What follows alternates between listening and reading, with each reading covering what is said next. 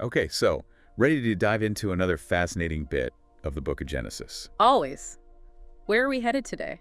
Well, this time we're looking at chapter 28. It's all about Jacob and, his journey. Ah, yes, Jacob. Lots of twists and turns in his story. And that's an understatement.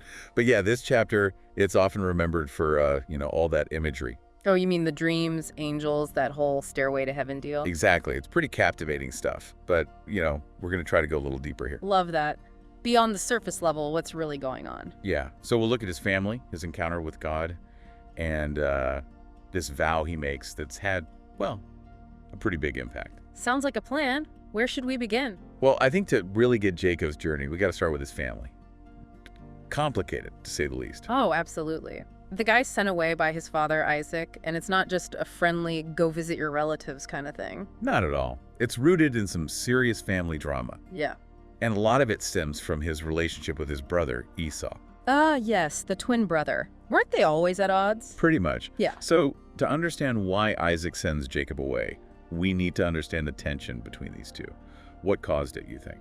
Well, a big part of it was Esau's wives. He married Canaanite women, and this really upset Isaac. So it was like a cultural clash. Yeah, I mean, Isaac really wanted his sons to marry within their own lineage, maintain their heritage, their traditions. He saw Esau's choices as a real threat to that.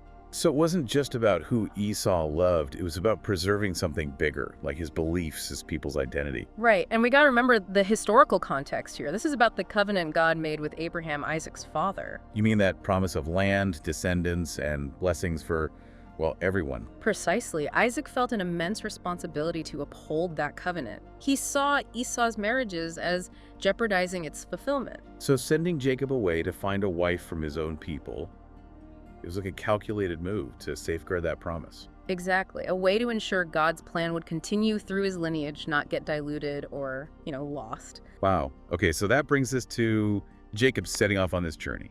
Right. He leaves Beersheba and travels towards Haran. But then he stops at, as the text calls it, a certain place. Ah, yes, the certain place. It sounds so, random. But this is where things get interesting. Oh, definitely. Because this seemingly ordinary spot becomes the stage for a truly extraordinary encounter. You're talking about the dream, right? The one with the stairway to heaven. Yeah. I mean, it's such a powerful image. What do you make of it? Well, I think it symbolizes connection. A connection between heaven and earth, the divine and the human. That makes sense. And it happens when Jacob's literally between places. He's left his family. He's on this uncertain path. Right, he's in this liminal space, both physically and emotionally. So the dream could be seen as reassurance, that even though he's alone, God is still with him. I've always been struck by the image of the angels going up and down the stairway. What do you think they represent? Well, angels are often seen as messengers, right? Intermediaries between God and humanity. So they're like facilitating communication between those two realms. Yeah, exactly. They highlight this constant back and forth, this idea that God is actively involved in what's happening down here on earth. And it's not just angels he encounters in the dream, right? Yeah. God himself appears to Jacob. You got it. And this is a pivotal moment.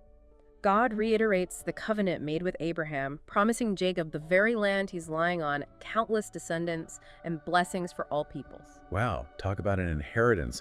It really ties Jacob to this incredible lineage, to a much grander story than just his own life. Absolutely. And it's important to note that the promise isn't just about land and descendants. There's this emphasis on blessings for all nations. That's true. It suggests a broader purpose, a plan that extends beyond Jacob's immediate family or even his people. Exactly. It points to God's intention to bless all of humanity through Abraham's descendants.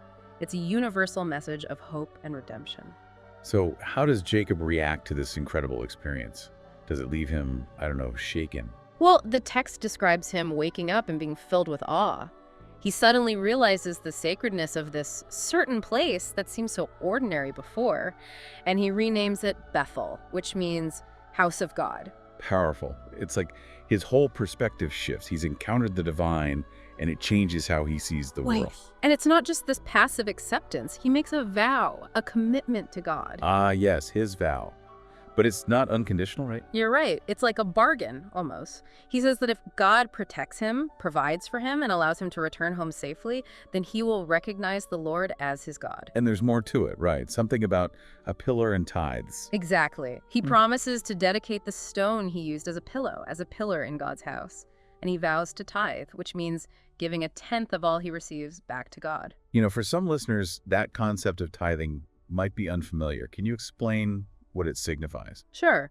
Tithing is a way of acknowledging that everything we have ultimately comes from God. It's an act of gratitude and a recognition of our dependence on divine providence. So in a way, it's like saying, I trust that you'll provide, and I'm willing to show my gratitude by sharing what I receive. Exactly. And this vow of Jacob's, it reveals his developing faith, this willingness to enter into this reciprocal relationship with God. This whole encounter is a turning point for him, isn't it? Yeah. It shapes his understanding of God, his purpose, his commitment to the covenant. Definitely. And, it also offers some food for thought for us today. We may not have these vivid dreams like Jacob, but we can still experience the sacred. You mean like those moments of awe and connection to something bigger than ourselves? Precisely. Maybe it's in nature, maybe it's through art or music, maybe it's in a deep human connection. Whatever it is, those are our Bethels, our encounters with the divine. It's a powerful reminder that the sacred isn't confined to religious settings. It can be found in the everyday if we're open to it. Absolutely. And just like Jacob made a vow, we're also called to consider our own commitments. What promises have we made to ourselves, to others, to God? And how do we live those out? Great questions. Jacob's journey really gets you thinking, doesn't it? It sure does.